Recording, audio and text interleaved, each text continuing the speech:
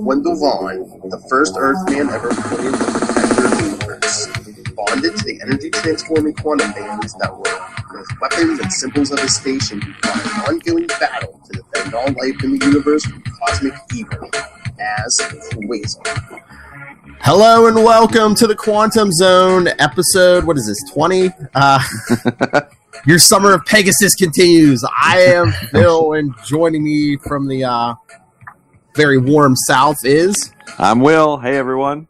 And up there in Boston, where it's warm now, but it'll be very, very cold in a few months, is... Yeah, this is Matt. I'm here. All right. So, look, we're back. Like I said, we're back. Continuing our summer of Pegasus. Marvel 2 and 155. The Thing and Giant Man, Bill Foster, who you may have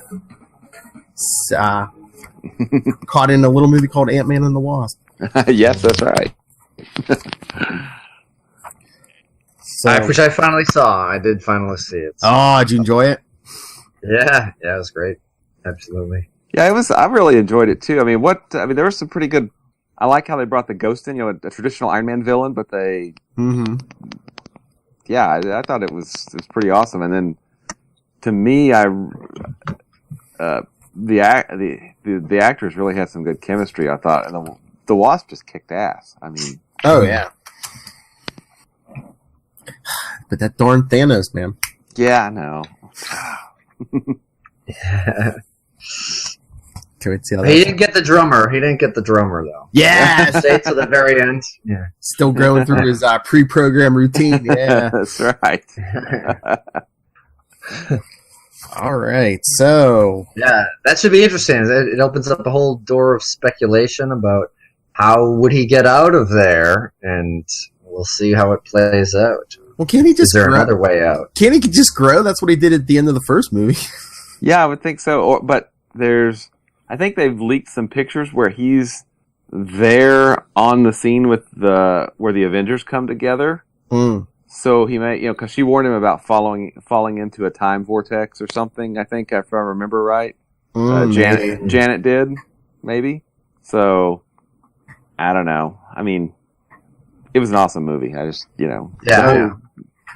The shrinking and the growing. I mean, I handled that really, really well. I mean, yes. Yeah, the elementary school scene was particularly great. Yeah.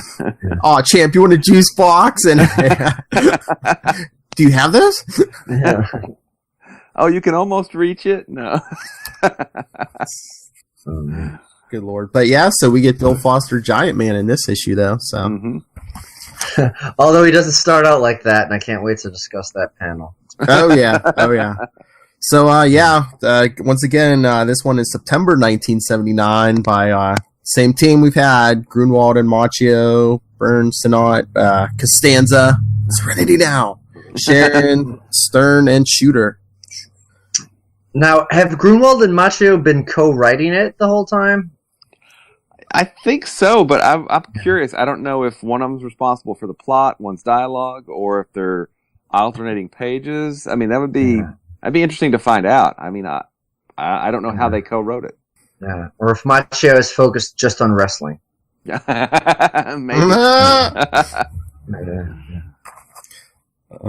But yeah, we'll get into it. From wrestling to karate. Anyway, yes. Yeah, Project Pegasus Part 3, Giants in the Earth. And we open up, hey, Ben Grimm finally got his poker game. Finally. Still in the sling. Mm-hmm. One-arm bandit. Well, that's nice. That's right, people.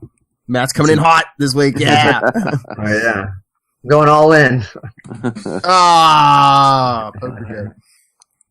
But we kind of get an interrupted card game because the alarm's going off. Mm-hmm. But he says that, hey, look, Quasar, just because you're losing is no reason to hold a fire drill. It looks to me like Wendell has the most chips there, Oh, yeah. I'm just saying, okay? True. Apparently he's also a card shark. Who knew? Yeah. And he's casual, Wendell. He's got the cape off. That's right. Yeah, that's right. Well, hey, man. And then he's got the fiance there. Yeah. True. Yeah. Who soon will be the Invisible Woman because we won't see her anymore. Ever again. No. So the alarm goes off, and Quasar's like, that's the priority red alarm. So things like nuts, and something's always breaking up my game. So yeah, they get up, start running. Quasar's putting that cape back on. They head to the silo because I guess that's where the nearest screen is. Yeah. 1979 technology. I'm like, even today, there'd be a screen in every room, and probably including on the table. Yeah, exactly. An iPad. Exactly. Oh, okay. It also looks like Quasar is pointing at a window when he's at nothing in the screen in the panel before there too. Yes. But there you go. He says one of our patients must be loose. And of course, Ben Grimm's like, that's where they're keeping Wundarr and the other super dupers. And Quasar's like, something's upsetting the energy balance in the nuclear module, so he slides down some kind of chute. Yeah, that's kind of interesting. It's just a Project Pegasus dumbwaiter. Yeah. Going down there. Or the trash chute. I don't know which, right? True. Yeah. Getting away from the Empire. So Ben Grimm's left with Bill Foster. And Bill Foster's telling him that, the disturbance is coming from the same level where I delivered Atom Smasher's body the other day. See last issue. Mm-hmm. Hey, awesome. Editor's notes. Yes. So Bill Foster said he's going down there, and Ben Grimm says, "You think I'm late? You think he's running amok?" And Bill Foster says, "Not unless he came back from the dead, but his presence might have triggered one of the others." So they get in the elevator with the big glass doors, 12-inch thick floor panels of omnium steel. Remember that, people. But the elevator's going down, and then there's some kind of power outage. But how's that possible? The thing says there's more emergency systems, and I got little orange rocks on my bod. Talking about his little orange rocks. It's a family show. There's a family show, Ben. Yeah. But we see underneath the elevator, it's Nucleo, kind of, I don't know, hugging the elevator, the pillar that pushes it up and down. Yeah. But then the elevator starts back up. It starts going up, but the doors aren't opening like they're supposed to. So Ben Grimm's like, Bill Foster's gonna get crushed, and I'm gonna get like trapped in this elevator, like a crushed elevator. But Ben Grimm's only got one good arm, so he's like, man, I can't get any leverage. But I mean, that's a classic John Byrne thing right there. I mean, that's just perfect looking, right? I mean, that's the way the thing should look. Because his arm got banged up battling Deathlock last issue. So Ben's trying with one good arm, not looking around, saying, hey, the pressure's easing off all of a sudden. Then he's like, looks over at Bill Foster, the giant Bill Foster. He's like, hey, you're that Black Goliath guy. Last seen in Ben met Black Goliath in issue 24. This is after I want to point out that it was a strange reference made, I think, in the panel before, a couple panels before, where he said, what is this, Perils of Pauline? And I had to look that up. It's a 1914 reference, which is even still pretty old for this. It's of a classic damsel in distress serial from 1914. That was still when this issue was brand new, that was still like a 60-year-old reference. Holy shit. Wow. Yeah. Hey, kids, you remember that, didn't you? Right. But yeah, it was the predecessor to The Exploits of Elaine. Yeah. Just so you Okay. know. I totally. Yeah. Wow. All right, thanks, Wikipedia. That's my Wikipedia editor's note. Boom. But so Bill Foster grows out of his clothes, and luckily he has his uniform on underneath the clothes, or that could have gotten in. That could have gotten weird quickly. Yes. Giant naked man, yes. Dr. William Barrett Foster. Guess it's better than Wendell Elvisville. Yeah, I know. But between the two of them, I guess they stopped the elevator and upset Nucleo. Yeah, it's very disturbed and confused that it's not working. But then, as they call him, Monster Child the Monster Child gets upset and starts looking for Lightner. Hey, Lightner, 3 issues in a row, man. Yeah, he's totally going to blow his, he won't appear for another 1,000 issues after this sequence, right? Yeah. And then back in the elevator, Ben Grimm's offering Bill Foster a job as an elevator operator. That's right, kids. Back in the day, you actually had someone in the elevator running it for you. And Bill Foster's like, yep, good time to bust out my new costume, seeing as how I destroyed my clothes. Yeah, no kidding. And of course, here we come a flashback, because Ben Grimm's like, you don't mind me being nosy, how did you? He's like, how did I become Goliath? And we get a great Hank Pym shot there when he was Giant Man. Yes, and we get a couple editor's notes, because he says when Hank Pym, the original Goliath, was stuck at giant size, he called me, a fellow biochemist, in to help find a cure from Avengers 32. And he said he later took Pym's growth formula, worked the bugs out, and tested it on myself from Power Man 24 and 25. There we go. And presto, LA had a new hero called Black Goliath. Just like that. So just weird. It's like 39-year-old story, but I mean, we're still getting Bill Foster, who was just in a brand new movie. Power Man, of course, is Luke Cage, who's that's the newest Netflix show, is Luke Cage season 2, which is good. I finally finished it. I just don't see how that's an improvement on his costume, actually. Sorry. Well, like Ben Grimm said, at least it's not like a belly shirt anymore. He at least covered up like his belly button. Yeah. Well, he took that collar off though too. Took that Elvis collar off. Yeah. But the straps across the chest, 3 of them, and the big cross G. I don't know. It was the 70s. Come on. I know. Like a disco outfit. Come on. Oversized belt buckles. Yeah. But I love like Bill Foster lays out his whole origin and stuff, and Ben Grimm's like, Black Goliath. Come on, we all know you're black. Yeah. Sunday school taught me Goliath was a bad guy. So why don't you do Giant Man? You already got the G. You got a big G on you. Why didn't you just Giant Man branding? Yeah. And just like that, he's like, all right, you convinced me. Okay. You brought race and religion into it. I guess I'll do what you're saying. Oh, nice. Yeah. Yes, thank you for super mansplaining why I should be Giant Man. So, but then they finally get downstairs, and they're like, "Hey guys, where's the fire? Nucleo's loose." He's like, "Nucleo? He's the radioactive mutie." Oh man. Yeah, not cool, Ben. Not cool. I know, man. First he's making a guy feel bad for being black. Now he's like throwing the M word around. Yeah, I mean, not cool. So he's like, oh, they kept him in a cage near my buddy Wundarr. But of course, then we see Quasar many levels below, sheathed in a protective aura of stellar energy generated by his Uranian wristbands. Well, at the time, I guess they were Uranian. That's where he found them, right? Or where they were found, maybe? Yes.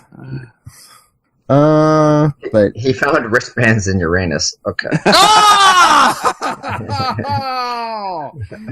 Yep. We were going there, weren't we? Totally going there. Hey man, we led Matt right through Uranus. Yeah. Our trademark. Don't steal that, anyone. But Quasar is checking out the reactor. Something's pushing it past safety levels. Why haven't the failsafe systems kicked in? It's been tampered with. Wonder who did that, Lightner. Lightner. Lightner! Excuse me. Where do we have any simple nuclear physicists on? Unless I can shut this down immediately, the whole project can turn into a miniature star. Wait a second. My wristbands absorb various forms of stellar energy. What is a star but a giant nuclear reactor? So, Quasar tries to siphon it off, and hey, look, he's trying to leech the energy off of something. Hey, I guess this is the first time he's ever actually done that, so that's cool. Yeah. Life or death. Yeah. And he goes to a pretty high stakes debut for that nuclear energy in a building that he is the head of security in, filled with people under duress. Yeah, I guess it's time to rise. So things are going nuts at Project Pegasus, but meanwhile, at Manhattan's Madison Square Garden, we get a big crowd for the match between Titania and Thundra. Now, just look at the first panel. I just noticed this upon rereading it, but it looks like above the ring. I know those are supposed to be lights, but it just looks like a massive Connect 4 game is going to break out. It does. Yeah. Hey, man, that's subtle advertising. Yeah. Hey, now, could have been the co-main event. Yeah. This Titania, this is not the one from Secret Wars, right? That's no, because her hair looked more like Thundra's. Yeah, no. Yeah. Because she wasn't in Doom created that one in Secret Wars. That was 84, I think. So yeah, this was a few years before that. Yeah. Oh wait, when did the Scourge story? Yeah, Captain America 319. Wasn't this Titania part of that massacre? What was it, 19 supervillains get gunned down or something? Yeah, I think so, yeah. Yep. The Scourge of the Underworld. Are you Scourge? Are you Scourging me? But yeah, see, I was asking an episode or two ago, wasn't Thundra 7 foot? Yeah, but yeah, see, a full 7 feet and 250 pounds. Man, yeah, it's a pretty big weight discrepancy. Her opponent's 183 pounds. Yeah, and then 6'2". Yeah. Only 6'2". Yeah, it's only 6'2". Don't they know? You're not supposed to give away a woman's weight. Come on. And Thundra's asking Oglethorpe, I believe I'm slated to win this match. And he's like, yes, follow the prescribed movements as practiced in our, She's like, as much as I hate to, I'll follow your script. But hey, Titania's not on the script. That's right. Flipping the scripts. She has some kind of needle. So they're in their corners, and then the match begins. Oh, nice. And then Titania's like, guess what? You know what? I don't care. You're getting yours for the way you threw me around the ring yesterday. Again, last issue. And Thunder's like, wait till after the match, sister, when I'm not hampered by a script. And kicks her right in the stomach. Looks like is that a legal wrestling move? Or is it a liver kick that'll get you right there? Or the unlimited class wrestling, like the early form of MMA? Yeah, there's some takedowns. She's got a rear naked choke. Both hooks in on the next panel, So the pair pulling kicks, but Thundra finally picks her up and says, will you surrender, or must I use the dreaded Thundra Throw? Wow. Who wrote this stuff? Oh, we know who wrote this. Yeah, we know who wrote this. Ralph Macchio. Too many karate kicks to the head. Anyway, so Titania says she's gonna cut her down the size, and she pulls out a needle and jabs her. She's like, wait, you expect a mere needle? No. She says, you've drugged me, but I still have strength to defeat you. And Titania's like, dream on, lady. And between the sedative and the, looks like this backhanded swing, she takes out Thundra. Spinning back fist, I think. So, wrestling expert. Thank you, wrestling expert Matt Kona. You got it. But Oglethorpe's all upset. He says, "Oh dear, how shall I explain this to this unexpected turn of events to those gentlemen I persuaded to wager on the outcome?" It's like perhaps a singing telegram from Seattle. What? So yeah, so Oglethorpe dreading what's coming next.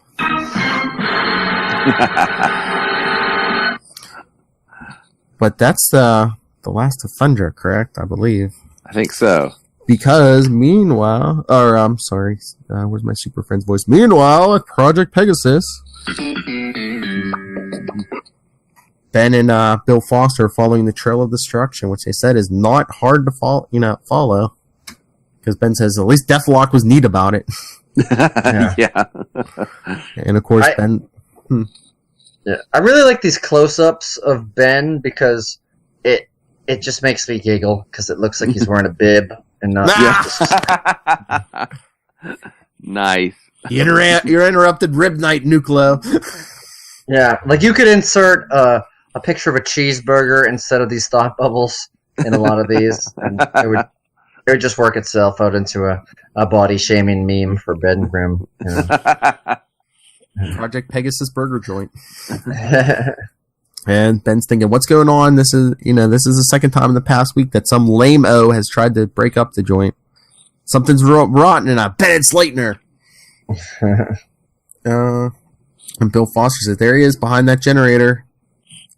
And I find it funny that, like, this scene coming up, because remember last issue where Bill Foster was explaining some of the science, and Ben Grimm's like, oh man, he sounds just like Greed.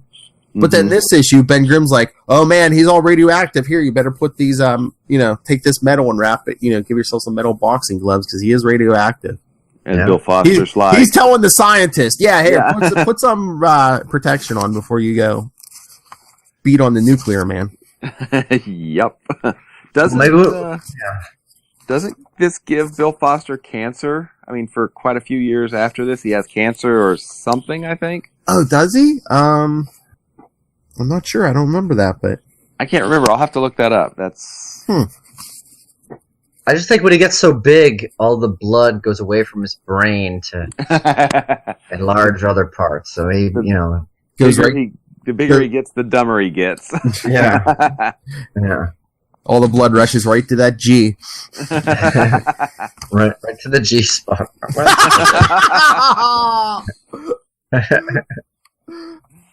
Oh, man. But if you want to be a superhero like Ben Grimm or Bill Foster, did you see this ad? The Mr. Universe ad. You too could be a superhero with Mike Mr. Universe Metzner's incredible muscle building plan, Heavy Duty. Yeah, this is the talk of Muscle Magazine fans. Is that like an ad for steroids? It's like kids, didn't we see Thundra, man? Needles, stay away from them. Yeah, exactly. It's a book, these read this book, get huge. Yeah, because reading books gives you big muscles. Yeah. Yeah. Keep picking the book up and then putting it down and putting it down and picking it up. I was going to say, man, if a library gave you muscles, Matt Kona would look like the Hulk. I would. But I wouldn't be able to exercise all of my muscles because I can only go in certain parts of the library. Whoa, what?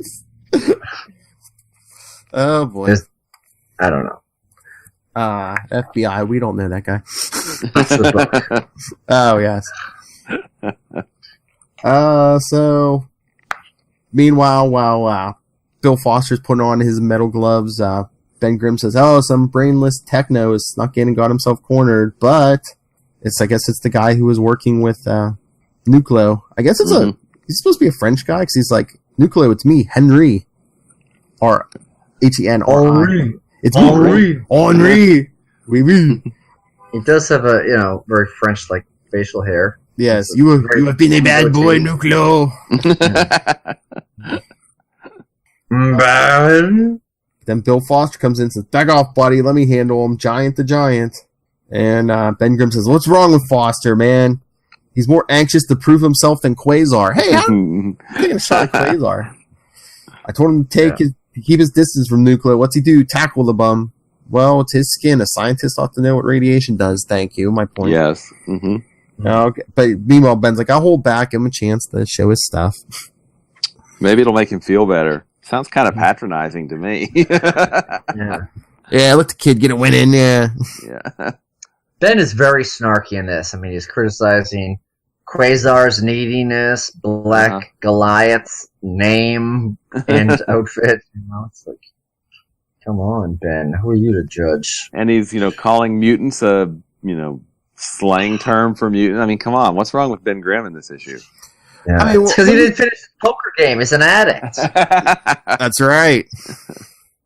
But I mean, if I was Bill Foster, I'd be like, "Come on, Grimm. I mean, you got one good arm. You run around basically in a diaper. Who are you to be talking about costumes?" Good point. True. So yeah, but Bill Foster's all cocky. He's like, "Between my high density body structure and my giant size strength, this Nucleo character doesn't stand a chance." But then he's like, "Oh, so overconfident. My skin is tingling where he struck me. I'll have a nasty set of radiation burns if I'm not careful." Oh, and it says he got, when he fought Atom Smasher. So maybe that was where he got the cancer. I don't know. I'll have to look that up in a little bit. Maybe it's a cumulative thing, Yeah. But yes, he fought Atom Smasher and Black Goliath number 3. Bink. So he has a case for a lawsuit against Project Pegasus, whether it was Nucleo or Atom Smasher. He probably, Workers' comp, right? Workers' comp. Yeah, I would think so. Oh man, you get a scene where he's watching TV in the middle of the night. Have you been injured at your workplace? I can get money for you by nuclear radiation. I am whoever I am Oglethorpe, and so Bill Foster's like, I haven't had a good clean win in my whole career. If I'm going to make a mark on this world, I got to make it now on Nucleo's face. So he didn't have a clean win in 3 issues of his own series. Wow. According to Ben Grimm, even that costume wasn't a win. That's true. True. It all started with that horrible costume. Yeah. And the decisions just got worse.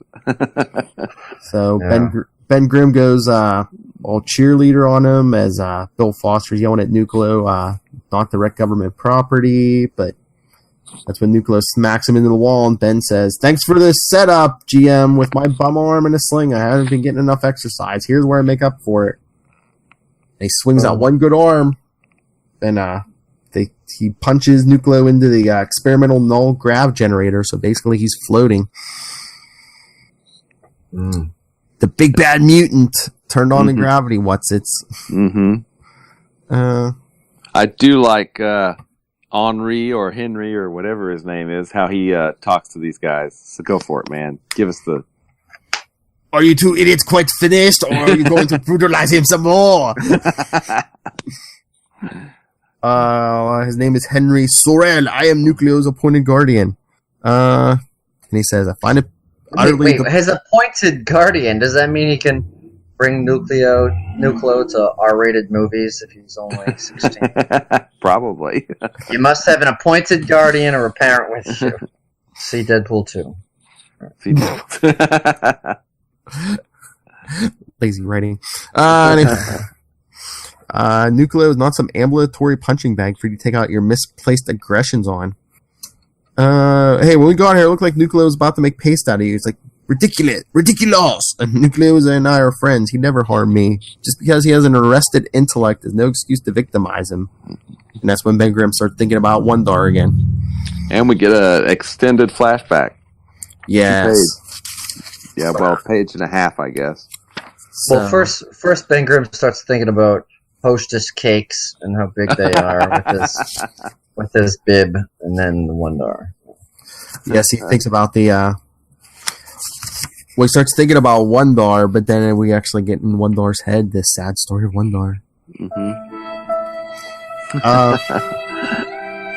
How he was rocketed from his doomed planet as a child. But he doesn't land in Kansas. He lands in the swamp of Florida. Yes, and he tries to make the man thing his mother. Mommy? But Then there's a parade of beings who seem determined to hurt him. Yeah. Can you identify these guys? I mean, obviously Project Pegasus guys, but... And the woman above them, I believe, is Carol Danvers in her first Miss Marvel costume. And then there's Tiger Shark. Tiger Shark. I don't know who... That's not Nucleo. I'm not sure who that is.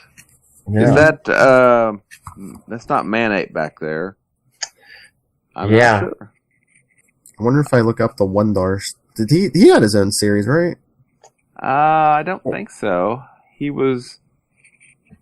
Did he? I think he first appeared here in Marvel 2-in-1, didn't he? I think so. I haven't seen this is interesting. I searched Wundarr. Mm-hmm. There's a Wundarr with one R at the end, not two. Mm-hmm. Wundarr is a character released as part of the Masters of the Universe classic toy line. Don't think it's our guy. He basically looks exactly like He-Man, just with a different paint job. Oh.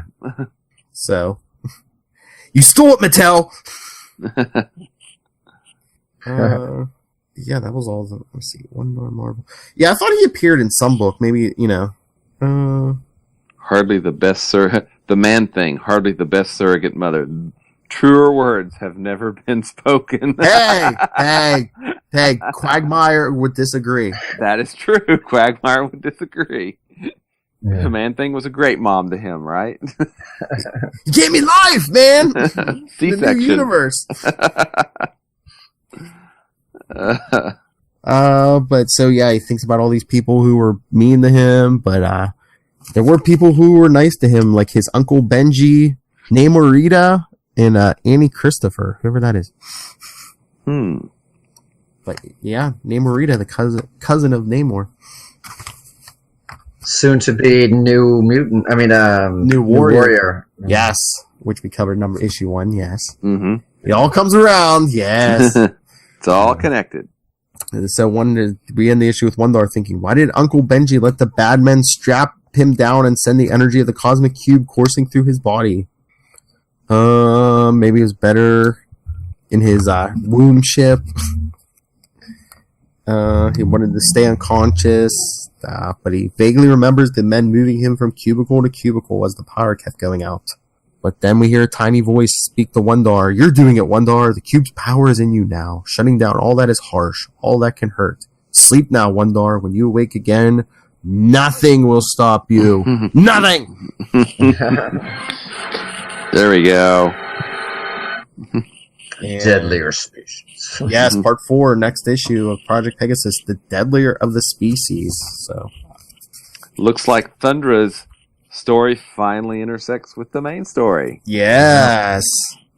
Oh wait, I had to flip back because the letters page was in the middle of the issue. But yes, it says next issue: a bevy of battling beauties invades Project Pegasus as the Thing, Quasar, and Giant Man face the fighting fury of Thundra and her woman warriors.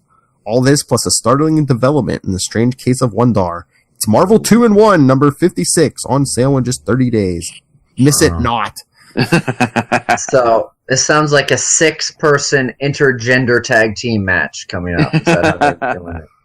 That's how they're marketing it, right? Yeah. So I looked up Wundarr appearances, and it looks like he doesn't have his own book, but he was in Marvel 2-in-1 about 14 times. He also makes an appearance in 6 Quasar issues. 6? And yeah, I don't remember 6. It must be like flashbacks or something. Yeah, it must be, because it says he was in the second one, and then the 4th, of course, and then 24, 25, 28, 50. I really don't remember those, and I recently reread some of the old ones. Oh, maybe in maybe he's like in the background or something. But in 25, wasn't there like a whole thing with like a bunch of heroes like trying to keep the Earth because the Earth would stop spinning? Yeah. Mm-hmm. Okay. Yeah. The most surprising. We'll get there. Yes. We'll eventually get there. The most surprising, Phil, he was in Deadpool, Merc with a Mouth, Volume 1, number 13. Oh, trying to remember. Oh yeah, maybe. Oh. I don't remember it, but I bet you that was an interesting issue. I forget how that goes, but yeah, oh yeah. But and won the Thing issue, but Thing really took a liking to him. So, hey kid, you need to stand for truth, justice, and the American way. So, thoughts on this issue? Another good solid issue. I mean, everything got advanced, and they always try to leave with a little bit of a cliffhanger, which I think is pretty cool. I want you to, continue on to the next issue. And the art's awesome. We get a different artist next issue. I mean, we've got John Bernhardt, and then coming up is George Perez. Ooh. I mean, come on. I mean, these guys are the titans of the 80s, right? Yes. Oh, yeah. But we didn't see Quasar after he's started siphoning the energy off the reactor, did we? Nope. No. Just it's a cliffhanger for us and in the quantum zone, Yes. Will Quasar make it out? Yeah. Well, yeah. That was kind of like a big cliffhanger back then because, Quasar didn't have his own book. He was somewhat of a newer character, so it's like, is Quasar going to die? Yeah, he's... Grunwald's like, no, I love him too much, no. Yeah. There is a series coming. I feel it. It'll just take me 10 more years, but it's coming. It's coming. All right, so any final thoughts on this thing? No, I liked it. I liked that there was comedy, there was origins, some good flashbacks, really building towards the Pegasus saga is getting hot. There's a lot of moving parts that were kind of disconnected from each other, and they're all coming together. So I'm eager to dig into the rest of it. And like you said, that wrestling storyline's going to come back in with the Pegasus. Yeah, right. All right, so if there's nothing else, I guess we can get out of here. But keep an eye on this podcast feed because coming soon on Comic Capers, we're going to have a review of a little book called Diary of Night. And we were even lucky enough to score an interview with the writer, so stay tuned for that. Oh, that sucker. That poor sucker, right? Oh, man. That guy. I hope his appearance fee isn't through the roof, That guy's a hack. He's a total hack. I heard he's kind of stuck up, yeah. Nah. He just lost his office space, that's all. Yeah, I'm at the bottom of the food chain in my house. I know my place. Hey, man, Dungeons & Dragons comes first. That's right. That's right. The kids need a place to play Dungeons & Dragons. All right. All right, so, Will Allred, writer of Diary of Night, where can people find you and this book if they want to buy the book so they can read it before they hear the review? WillAllred.com, diaryofnight.com. I'm still waiting for the shipment of books, so can't buy it yet, but soon. And then I'm at Wallred on Twitter. All right, and I believe Matt may be joining us, so yeah, you're going to get your Quantum Zone goodness, mix in some Lilith Hellfire. It's going to be a great time. So, Matt, where can people send you thoughts? I'm like, ask Will this, ask Will this. Yeah, send me questions to ask Will. Also, if you're interested in buying a copy of Diary of Night, I have one. Or if you want a Marvel Team Up 113, he knows where you can get some cheap. Right. Yes, I will not send you my copy of Diary of Night. Thank you, Will, for that. I will gladly send you some Marvel Team Ups with Spider-Man and Quasar, and write a nice review on iTunes, Facebook. Tell your friends. Recommend it. Pass the gospel of the Quantum Zone onto your closest associates. I mean, a review might be nice, but we haven't been getting any more. But I'm thinking, what if we do another contest where it's like, send us the best joke about an upcoming issue? And Yeah. If you can out if you can outpun the Punisher over there. Yeah. Punisher, that is awesome. Frank Castle, LOL. Yeah, whatever. I'm on Matt Kona's Facebook. Listen, my Facebook, I'm still on Facebook, but I haven't been posting as much, and today that was evident because Facebook took the biggest stock hit in history, and I blame myself for that. But it's all right, man. We forgive you. We forgive you. Start posting, man. Save some jobs. So check me out on MySpace / yeah. Twitter, Instagram, all that. MATTKONA. That's it.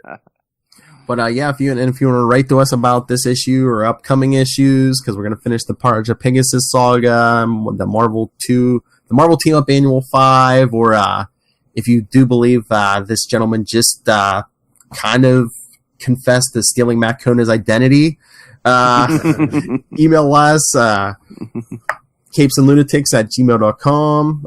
We're on Facebook, facebook.com/QuantumZonePod, @QuantumZonePod. And you can always email me, nightwingpdp@gmail.com. And on Twitter, I am @nightwingpdp, especially if you're a creator who worked on Quasar. Hey, Greg Capullo, come on. I have some Batman questions, too, so. Oh, hey, wait, I have one last thing before we go. Sure. Nice poster upgrade, dude. Oh, Infinity War, yeah. Oh, nice. I got that at the comic store, but it's weird because I've seen that poster before, but I swear you always see Robert Downey Jr.'s face, but on this one, all you see is the Iron Man helmet. Cool. Very nice. I don't know if they printed like alternates so they didn't have to pay Robert Downey Jr. another like poster fee or whatever. Yeah.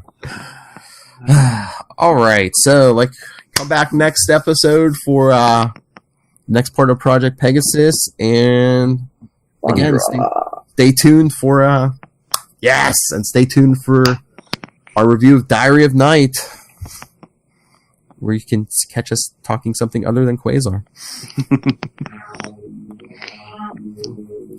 Talking vampires. That's right. Bloodsuckers.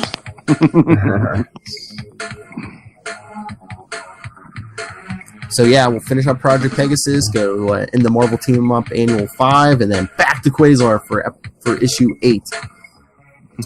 I think we get a couple of those.